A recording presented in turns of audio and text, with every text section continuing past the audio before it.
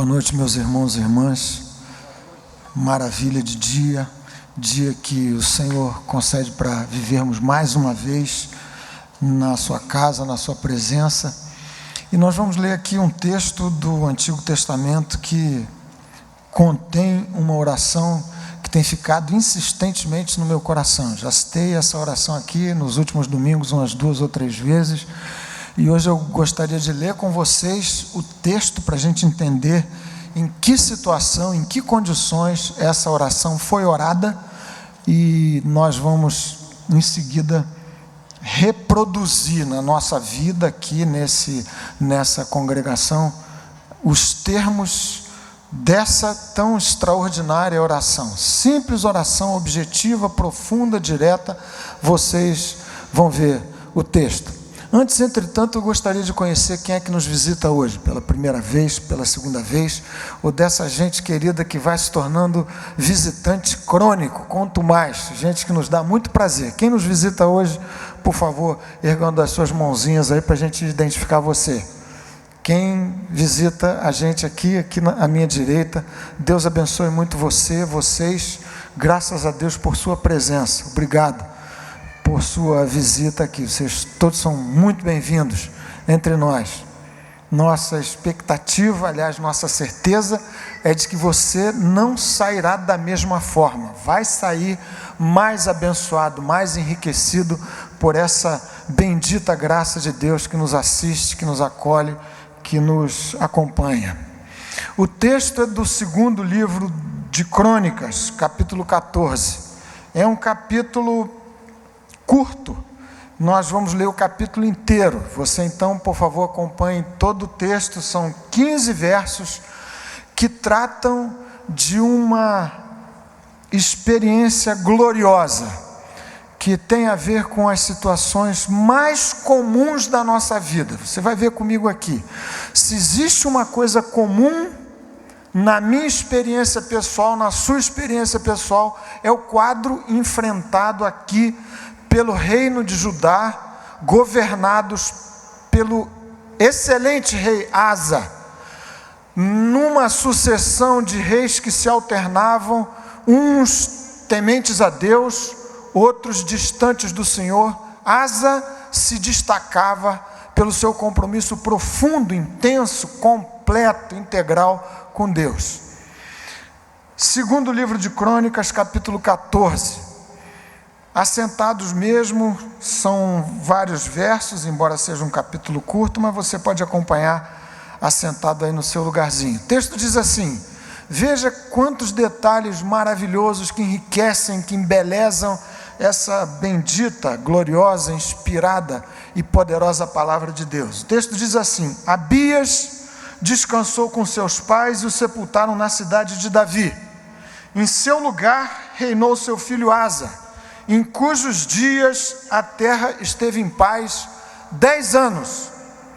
Asa fez o que era bom e reto perante o Senhor seu Deus, porque aboliu os altares dos deuses estranhos e o culto nos altos, quebrou as colunas e cortou os postes ídolos.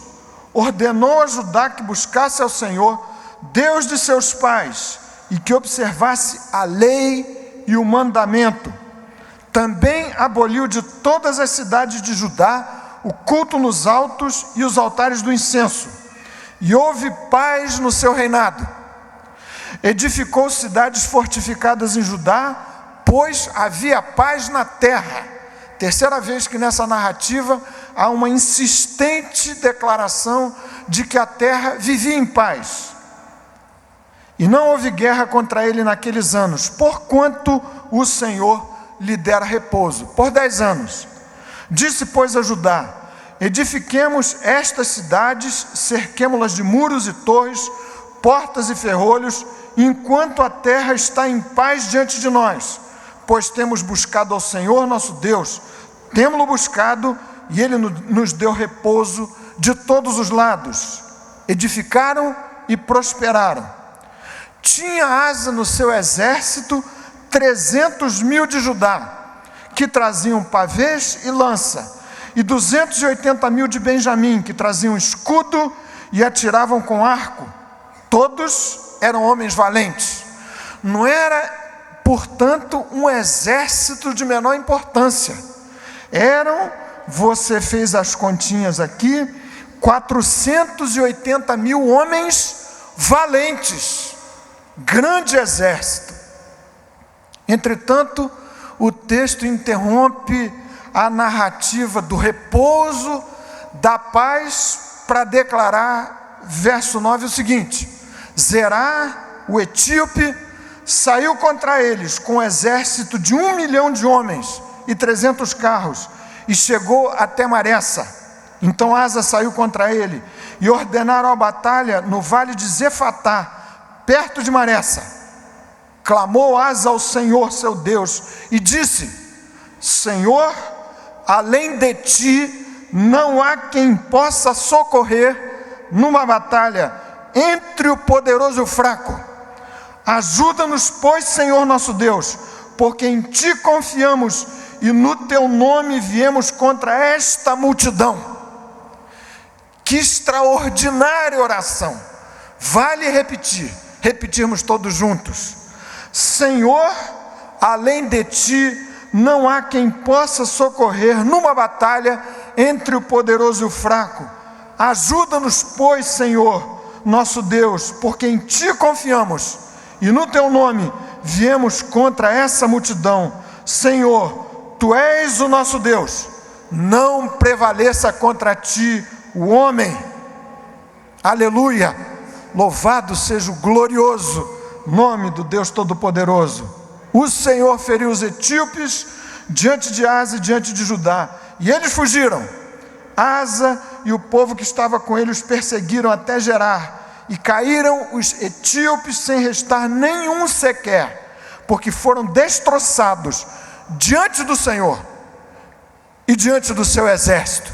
Havia um exército de anjos a pelejar em nome do Senhor pelo seu povo, e levaram dali muito grande despojo. Feriram todas as cidades ao redor de Gerar, porque o terror do Senhor as havia invadido, e saquearam todas as cidades, porque havia nelas muita presa.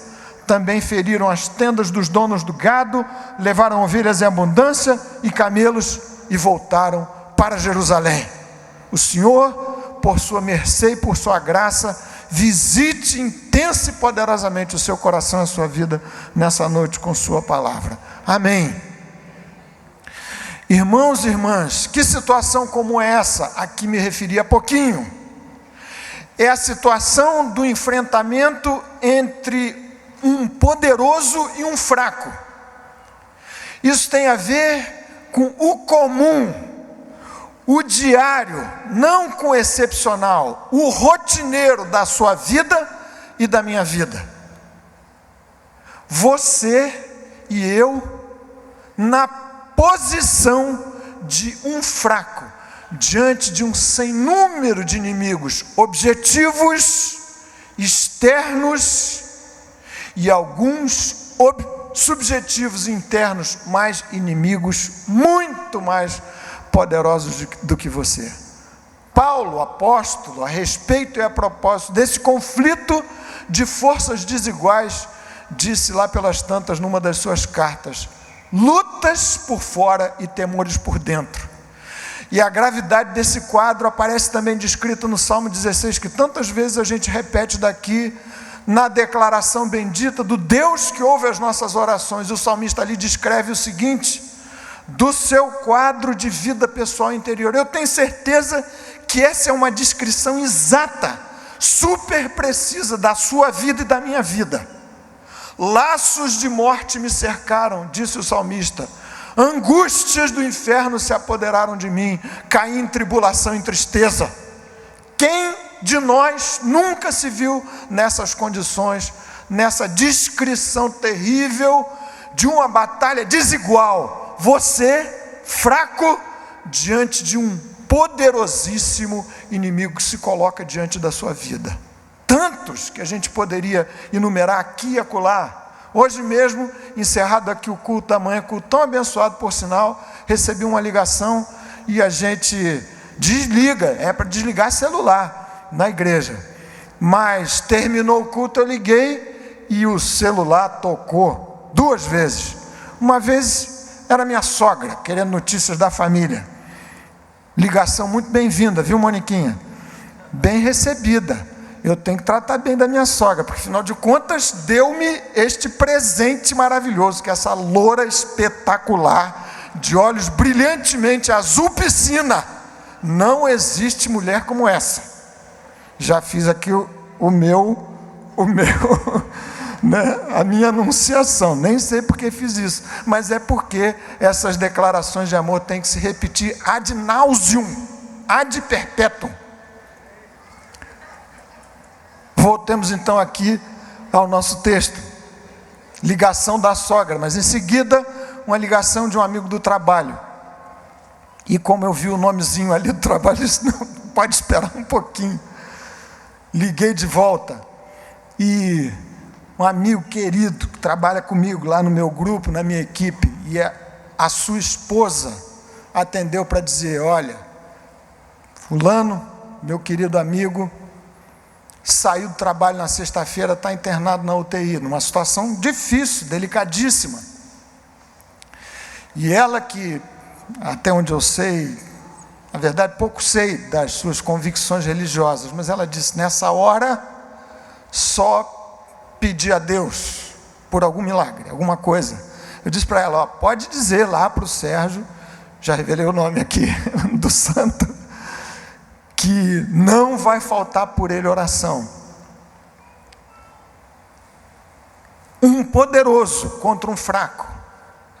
E quantas, inúmeras situações a gente poderia descrever aqui. E eu tenho absoluta certeza que hoje alguns, de maneira particular, vieram sentindo-se assim, fracos, pequenos, diante desse agigantado adversário, poderoso adversário. É o atestado inapelável da nossa fraqueza, diante de coisas que muito dinheiro não pode resolver, que muito pistolão que se poderia acionar para dar um jeito aqui e acolá, não pode resolver.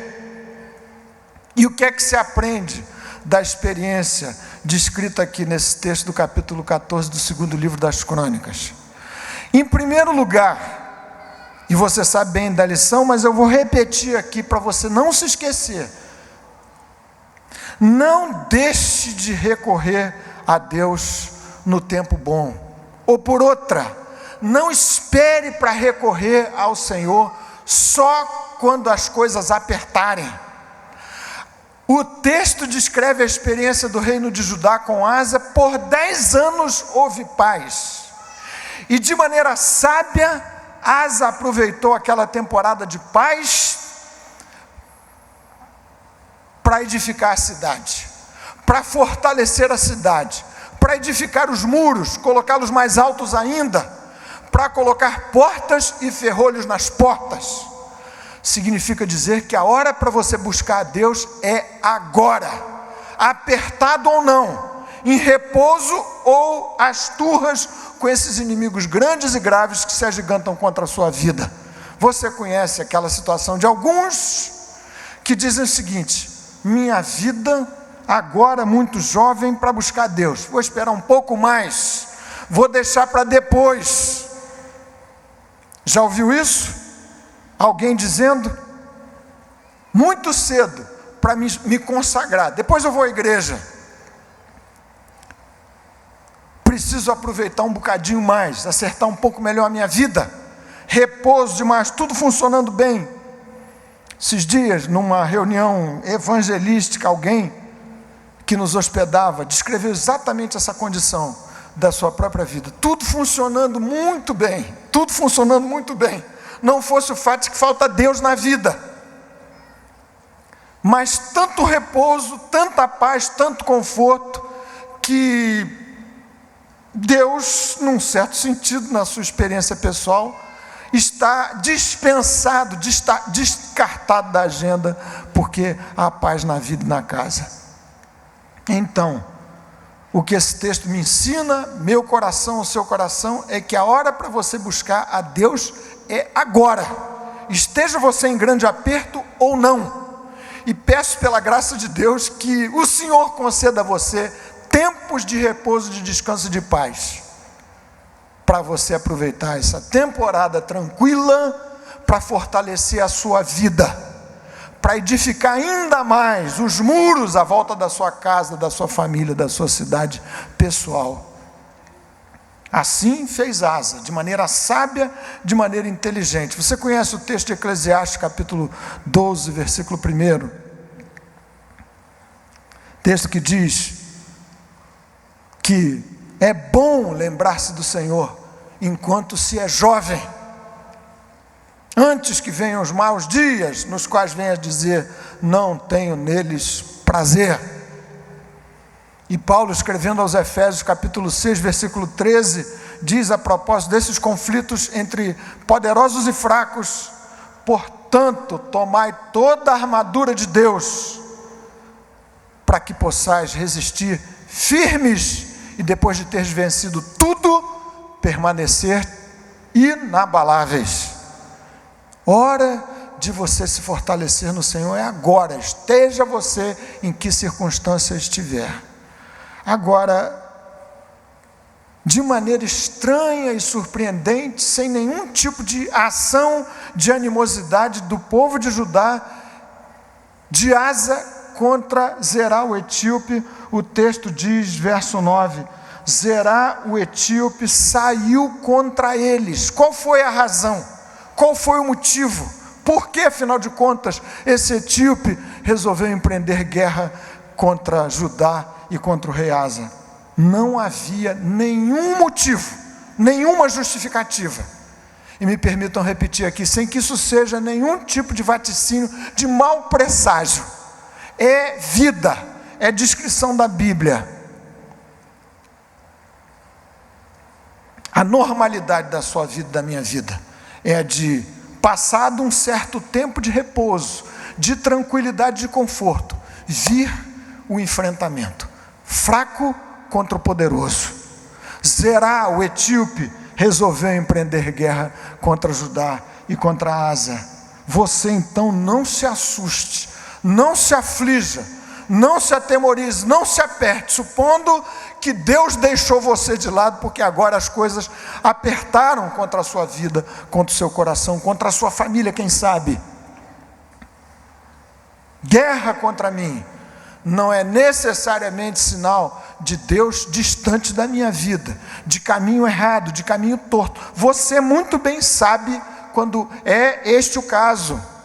Se você anda a viver como Asa vivia, você não tem a menor dúvida de que a guerra que está sendo perpetrada pelo inferno contra a sua vida nada tem a ver com um certo descaminho da sua experiência pessoal. Às vezes, muito ao contrário. No auge da sua consagração, no auge da sua entrega ao Senhor, bem pode ser que Zerá o etíope decida empreender guerra contra a sua vida. Assim aconteceu. Asa tomou todas as providências para se consagrar a Deus, e justamente nessa situação de paz, de muros fortificados, de vida consagrada a Deus, o inimigo se levantou contra a sua vida e contra ele e o seu povo. Você conhece o texto que gosto de repetir muitas vezes, primeira carta de Pedro, capítulo 4, versículo 12. Amados irmãos, não estranheis o fogo ardente que surge no meio de vós, destinado a provar-vos, como se alguma coisa surpreendente vos estivesse acontecendo. Pelo contrário, alegrai-vos na medida em que sois coparticipantes dos sofrimentos de Cristo, para que também na sua revelação vos alegreis, exultando. Louvado seja o glorioso nome do Senhor. Agora, meu querido irmão e irmã, quando você se vê diante do poderoso, você se enxergando fraco, como é de fato a minha condição, a sua condição, como é que a gente reage? A oração de Asa coube num verso só desse extraordinário texto: vá à luta. Assim o texto diz, verso 10, veja comigo: então Asa saiu contra ele, e ordenaram a batalha no vale de Zefatá, perto de Maressa. cabe a mim, cabe a você, servo do Senhor, homem de Deus, mulher de Deus, ir para o enfrentamento, não sem antes clamar ao Senhor. Verso 11: clamou Asa ao Senhor seu Deus e disse: meu irmão, minha irmã, nunca, mas nunca mesmo, na minha vida, na vida da nossa igreja, na sua vida pessoal, foi tão fundamental orar, clamarmos ao Senhor, colocar nosso coração diante dele. Nunca. Você pode ter vivido muitas outras situações de graves pressões contra si, mas nunca, eu tenho absoluta certeza de que hoje é o dia em que mais urgente a oração se estabelece na sua vida, no seu coração, na sua experiência pessoal.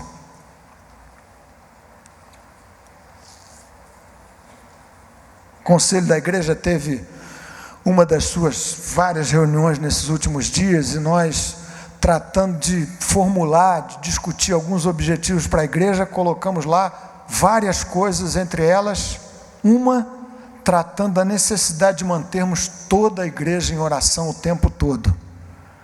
E você sabe como é que a gente começa? Sei que há muitas dificuldades, minhas inclusive, do ponto de vista da agenda, do sufoco da nossa vida, para você participar, para eu participar de todos os encontros de oração da igreja. Há vários maravilhosos encontros, oportunidades. Mas igreja orando o tempo todo, toda a igreja, começa com você, pessoalmente, se colocando diante de Deus. Todo dia, todo dia, todo dia. Começa com você aproveitando todas as oportunidades para orar em família. Cresci numa casa, e esse foi um privilégio que Deus me deu, especialíssimo, em que culto doméstico era uma experiência rotineira. E a vida vai sendo tão agitada, tão mexida, tão complicada, que a gente vai largando para trás esses hábitos. Mas você, tenho absoluta certeza, tem como cavar brechas na agenda da sua família para orar. Se você não consegue, de maneira sistemática, rotineira, fazer culto doméstico para orar na sua casa, ora com sua esposa. Se não tiver essa oportunidade, quando seus filhos estiverem saindo para o trabalho, 2 minutos de uma oração relâmpago para abençoá-lo, antes de que ele tenha esse enfrentamento de fracos contra poderosos. Ore em nome de Jesus. Manda torpedo. Todos nós não usamos celular, internet. Manda um torpedo para ele, para ela, dizendo: eu abençoo você em nome de Jesus, você está selado pela graça, pelo poder do Senhor. Manda uma oração, ora. É a recomendação tão imperiosa da Escritura, da palavra de Deus: orai sem cessar. Então, diante do poderoso, você fraco, eu fraco, vamos à luta, não sem antes clamarmos ao Senhor nos termos da oração de Asa. Jovens, meus queridos jovens, essa garotada maravilhosa que Deus colocou aqui na igreja, estão se preparando para um retiro. Tem várias vagas que vocês vão se virar para encher. Eu sei que vocês estão se virando. Daqui a pouquinho a gente vai passar um vídeo que essa meninada fez, vocês vão ver que beleza que está. Vocês precisam orar. E eu escrevi mesmo hoje na pastoral do nosso boletim, das minhas recordações mais quentes aqui do nosso tempo de juventude na igreja. Uma meninada que aprendeu a orar e não descobriu o segredo da oração, do jejum, da busca do Senhor, do nada. Nós aprendemos com os nossos pais aqui na igreja. E hoje, se a gente pisa esse lugar, pisa esse santo terreno, é porque houve gente que orou por nós, que aprendeu a clamar ao Senhor e fazer com isto toda a diferença. Senão a gente não estaria aqui hoje. Então vocês, meus queridos jovens, amem mais do que tudo a oração. Façam muitas noitadas de oração que mude tudo, que transforme o coração, a vida, que chacoalhe essa geração de vocês aqui nessa tão sofrida cidade de Niterói. Assim fez Asa, compreendeu que não havia a menor possibilidade de encarar aquele rei superpoderoso, a não ser mediante o clamor e a intervenção de Deus. E assim Asa orou. Agora você guarde comigo aqui, para nós encerrarmos e orarmos nos mesmos termos da oração de Asa. Asa fez uma oração que é a típica oração da vitória. É a oração de alguém que se coloca diante de Deus nas seguintes condições. Asa manifesta uma insuficiência própria total. Ele se reconhece fraco, e nesse texto para mim uma surpresa. Gideão venceu com 300 contra milhares. Aqui Asa tinha para si um exército, nós fizemos as contas há pouco, de 380 mil soldados, de 480 mil soldados, gente valente, não era um exército fraco. Claro, diante de 1 milhão de homens, mas Asa percebeu que esse é o conflito da vida. Podia ter um exército de 2 milhões de homens. Essa é a oração da vitória. Alguém que se coloca diante da vida reconhecendo-se absolutamente insuficiente. E assim fez Asa. Adorou ao Senhor para dizer: Senhor, Tu és singular.